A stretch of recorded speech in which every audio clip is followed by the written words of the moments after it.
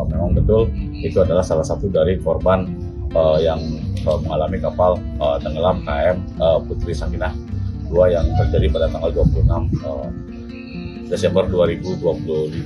Dari hasil identifikasi yang disampaikan itu atas nama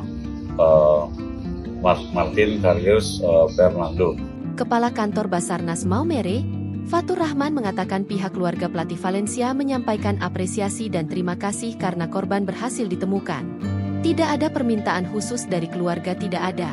Intinya keluarga menyampaikan terima kasih atas kerja luar biasa dari tim SAR Gabungan Indonesia, kata Fatur. Menurut keluarga, lanjut dia, korban berhasil ditemukan menjadi harapan besar keluarga. Saya bertemu keluarga mereka menyampaikan, mustahil korban bisa ditemukan pada hari ke-10. Mereka apresiasi tim SAR karena telah dengan segala upaya menemukan korban, ungkap dia.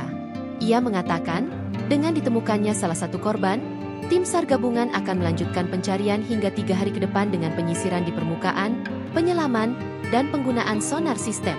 Sebagai informasi, KM Putri Sakinah tenggelam di Selat Pulau Padar, TN Komodo Labuan Bajo, Manggarai Barat, NTT pada Jumat, 26 Desember 2025, malam.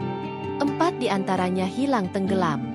4 yang hilang itu adalah pelatih Valencia dan 3 anaknya.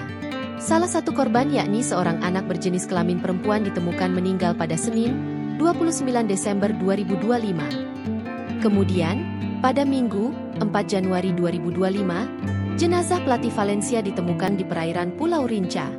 Dengan ditemukan sang ayah, korban yang masih hilang jadi 2 yakni anak dari pelatih Valencia itu.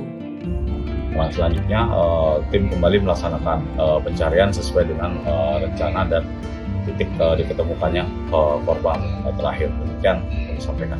Download Tribun X sekarang, menghadirkan lokal menjadi Indonesia.